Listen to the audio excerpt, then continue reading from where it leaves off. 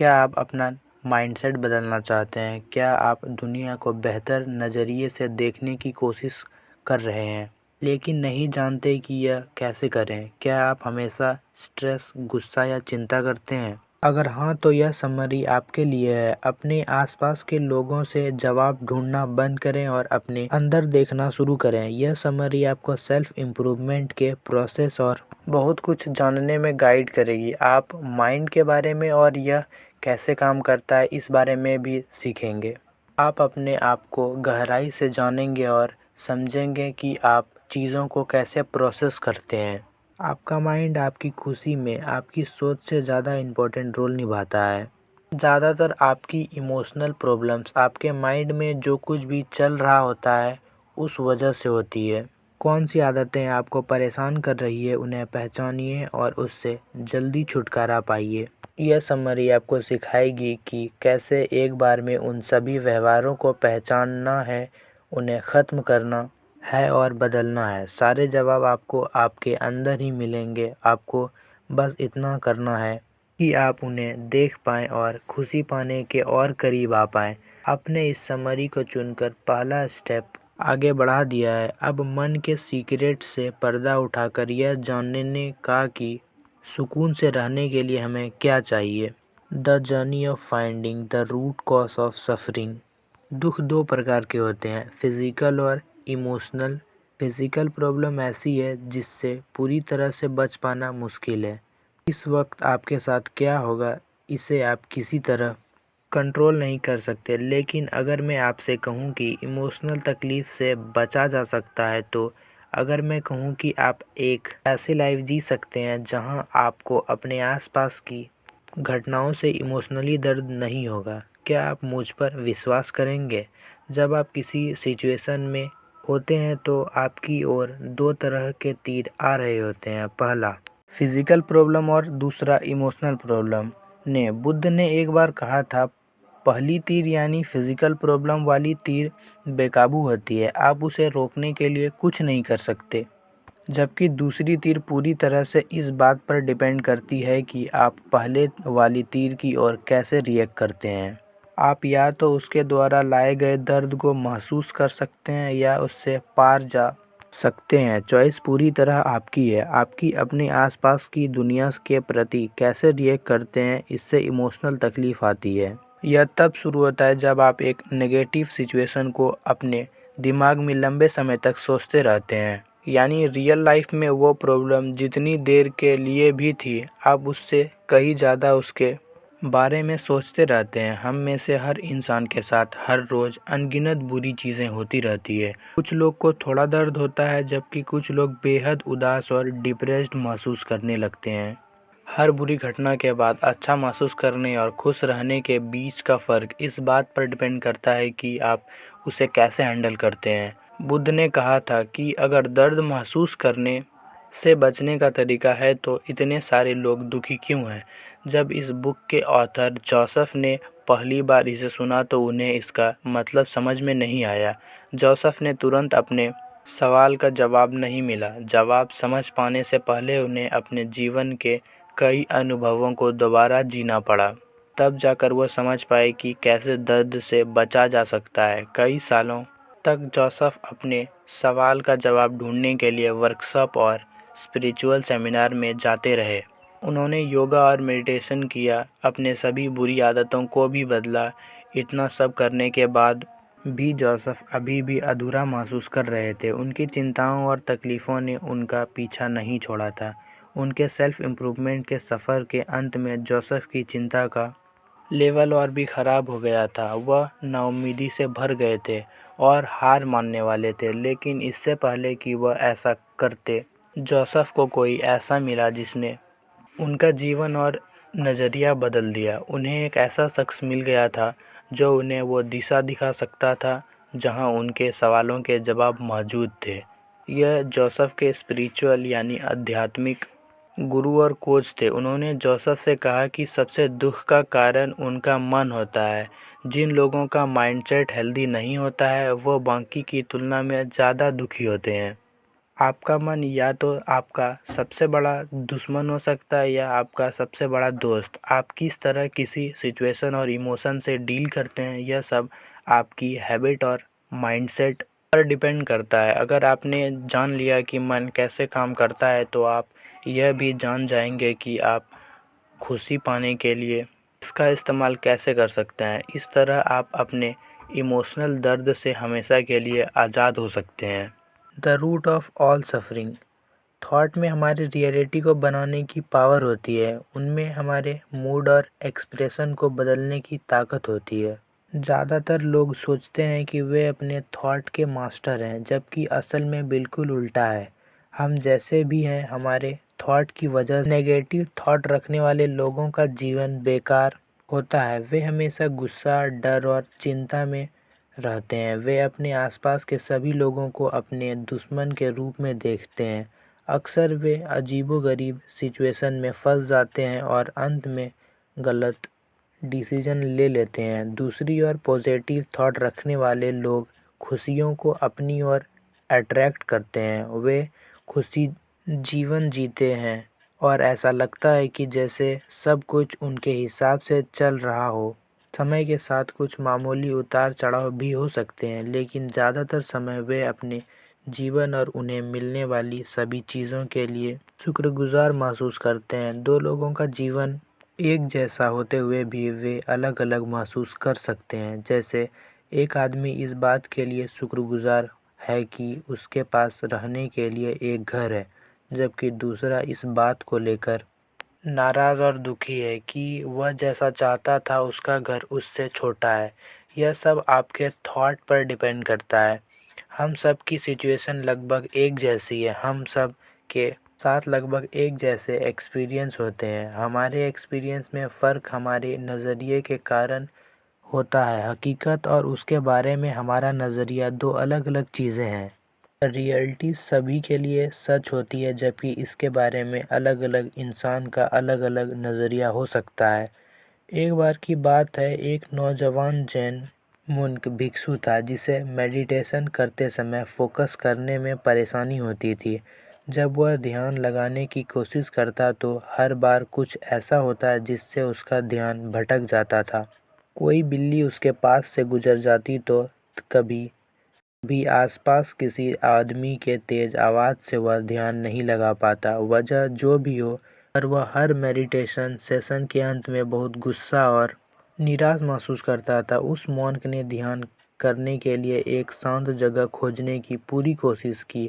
उसने एक झील के किनारे मेडिटेशन करने की कोशिश की, लेकिन वहाँ पक्षियों की आवाज़ उसे परेशान कर देती। वह झील के दूसरी ओर भी गया, लेकिन वहाँ भी उसे अनकंफर्टेबल महसूस हो रहा था। एक दिन उसे झील के किनारे एक नाव दिखी। वह जल्दी से उस पर सवार हो गया। उसने सोचा कि अगर वह झील के बीचों बीच चला जाए तो वहाँ उसे कोई परेशानी नहीं होगी। इसलिए उसने नाव चलाना शुरू किया। झील के बीच पहुंचकर उसे अपने चारों ओर शांति महसूस हुई।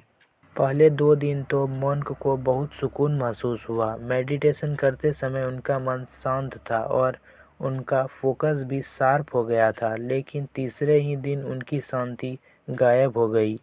उस दिन ध्यान करते वक्त उनकी नाव दूसरे नाव से टकरा गई। उसने गुस्से से अपनी आँख खोली। वो दूसरी नाव पर सवार आदमी को चिल्लाना चाहता था, लेकिन उसने देखा कि वहाँ उसके अलावा कोई नहीं था। दूसरी नाव तो खाली थी। उसे लगा कि हो सकता है कि हवा के वेग या लहरों के कारण अपने आप तैरकर यहाँ तक आ गई होगी। उस मॉन्क को शर्मिंदगी महसूस होने लगी। उसका गुस्सा कम होने लगा। उस वक्त वहाँ उसे गुस्सा दिलाने वाला कोई नहीं था। तब उस मॉन्क को एहसास हुआ कि उसका ध्यान उसके आसपास की घटनाओं के कारण नहीं भटक रहा था, बल्कि इस घटनाओं की ओर उसका क्या रिएक्शन था, इस वजह से उसका ध्यान नहीं लग रहा था। वह अपने आसपास होने वाली घटनाओं के बारे में बहुत ज़्यादा सोच रहा था। यही ध्यान ना लगाने का कारण है। हमारे साथ क्या होता है यह हमारे दुख का कारण नहीं है, बल्कि हम किस तरह सोचते हैं उसका असर हम पर पड़ता है। हमारी सोच हमारे इमोशन को कंट्रोल करती है। अगर हम नेगेटिव सोचते हैं तो हमें बुरा लगता है और अगर हम पॉजिटिव सोचते हैं तो हमें अच्छा फील होता है। आप अपनी तकलीफ़ का दोष अपने आसपास की घटनाओं को नहीं दे सकते। बस यही जीवन है जिसमें सुख दुख के साथ उतार चढ़ाव आते रहते हैं। आप ही हैं जो चीज़ों को अपने लिए मुश्किल बनाते हैं। क्या आपने कभी सोचा है कि इस बुरे विचारों के बिना आपका जीवन कैसा होगा?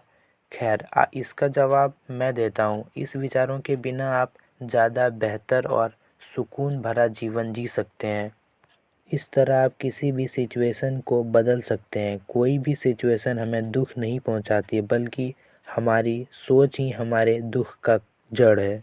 Y do we even think? हमारे माइंड में रोज़ हज़ारों थॉट्स पैदा होते हैं। उसमें से एवरेज 6000 आपके आसपास की दुनिया को रिस्पॉन्स देने के कारण पैदा होते हैं। इसमें से ज़्यादातर थॉट्स नेगेटिव होते हैं। ऐसा नहीं है कि हम इसे एंजॉय करते हैं, बल्कि इसलिए कि यह हमें ज़िंदा रहने में मदद करता है। इंसान ने एक आइडिया डेवलप कर दिया है जिसे नेगेटिव बायस कहते हैं। इसमें इंसान हर सिचुएशन का नेगेटिव साइड देखता है। बहुत पुराने समय से ही नेगेटिव बायस ने इंसान को ज़िंदा रहने और फलने फूलने में मदद करती है। यही फैक्टर है जो हर सिचुएशन में हमारी राइट ऑफ फ्लाइट नेचर को एक्सेप्ट करता है। यह माइंड दुनिया में यह नेगेटिव बायस ज़्यादा काम नहीं करती है।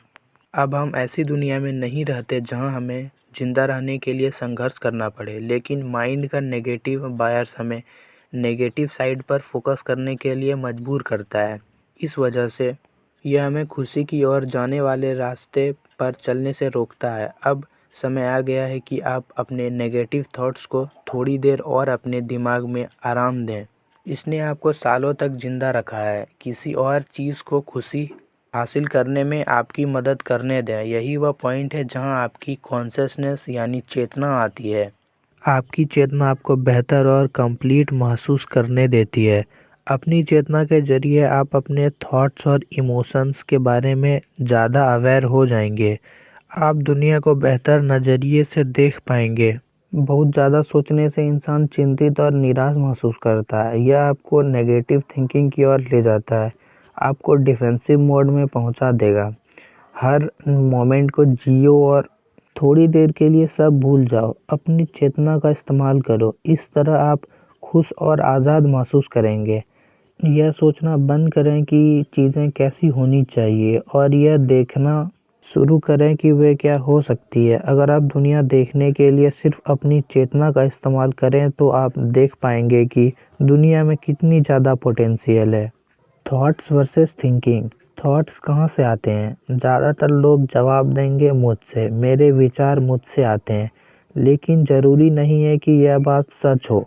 हमारे विचार यूनिवर्स की रचना है। यह ऐसी चीज़ है जो हमारे पास जन्म से होती है। इन्हें बनाने के लिए हमें किसी फोर्स या एनर्जी की ज़रूरत नहीं है। लोगों के मन में हर रोज़ अनगिनत विचार आते हैं। ज़्यादातर समय हमें किस तरह के थॉट आ रहे हैं उस पर हमारा कोई कंट्रोल नहीं होता। आइए अब हम गहराई में देखें और समझें कि थिंकिंग का मतलब क्या है। थिंकिंग यानी सोचने का मतलब है अपने थॉट्स के बारे में कुछ करना या उस थॉट्स के साथ एक्टिव इंटरेक्शन यानी बातचीत करना होता है। थिंकिंग के साथ आपके पास एक चॉइस होती है। आप किस थॉट को ब्लॉक कर सकते हैं या उसके साथ इंटरेक्ट कर सकते हैं। क्या आप अभी भी थॉट और थिंकिंग के बीच के फ़र्क को लेकर कंफ्यूज्ड हैं? तो आइए इस एग्जांपल से समझते हैं। मैं एक आसान सवाल पूछने जा रहा हूं और सबसे पहले जो बात आपके दिमाग में आती है वह बताएं, आप हर साल कितना पैसा कमाना चाहते हैं? क्या आपके पास जवाब है? क्या यह बिना किसी हिचकिचाहट के सीधे आपके दिमाग में आ रहा था? अब बात को थोड़ा और आगे बढ़ाते हैं। अपने ड्रीम अमाउंट को 10 से मल्टीप्लाई करें और बताएं कि आप उस अमाउंट के बारे में कैसा फील करते हैं। क्या इसे अचीव किया जा सकता है? आपको क्या लगता है कि आप इसे कैसे कमाएंगे? अभी आपने जो किया है उसके बारे में बात करते हैं। जब मैंने पूछा कि आप कितना पैसा कमाना चाहते हैं तो तुरंत आपके दिमाग में एक अमाउंट आ गया। इसी तरह से थॉट काम करते हैं। यह आपके कोशिश और एनर्जी के बिना किसी भी पल आ जाते हैं। थिंकिंग का प्रोसेस उस पल से शुरू हो जाता है जब आप अपने थॉट्स के साथ बातचीत करना चूज़ कर लेते हैं। यह तब शुरू हो गया था जब आपने माइंड को 10 से मल्टीप्लाई किया था और सोचा कि आप इसके बारे में कैसा महसूस करते हैं और आप इसे कैसे कमा सकते हैं। ज़्यादातर लोग को अपने थॉट्स से कोई प्रॉब्लम नहीं होती है। जब यह उनके दिमाग में आते हैं तो उन्हें कुछ भी महसूस नहीं होता है। प्रॉब्लम तब शुरू होता है जब वे इसके बारे में सोचना शुरू करते हैं। आइए एग्जाम्पल पर वापस चलते हैं। जब आपने पहली बार अपने ड्रीम अमाउंट के बारे में सोचा तो आपको कुछ भी महसूस नहीं हुआ, यह तुरंत ही आपके माइंड में आ गया। वही जब आपने इसके बारे में सोचना शुरू किया तो हो सकता है कि आपने अपनी भावनाओं में थोड़ा बदलाव महसूस किया हो। पैसे के बारे में सोचते समय कुछ लोग चिंतित महसूस करते हैं, वहीं दूसरे लोग को खुशी महसूस होती है। उस सिचुएशन के बारे में आपके थॉट्स कैसे हैं उससे आपकी फीलिंग्स बताती है। थॉट्स और थिंकिंग दो रिलेटेड लेकिन पूरी तरह से अलग टॉपिक है। अपने इमोशंस के लिए अपने थॉट्स को दोष देना बंद करें और अपनी थिंकिंग पर फोकस करें। आप अपने थॉट्स को कंट्रोल नहीं कर सकते, लेकिन आप अपनी थिंकिंग यानी सोच को बदल सकते हैं। अच्छे थॉट्स के बारे में सोचें और दूसरों को पीछे छोड़ दें। आप किसी ऐसी चीज़ के बारे में बुरा महसूस नहीं कर सकते जिसके बारे में आप सोचते नहीं हैं। If you can only feel what we're thinking, don't we need to think positively to feel that why?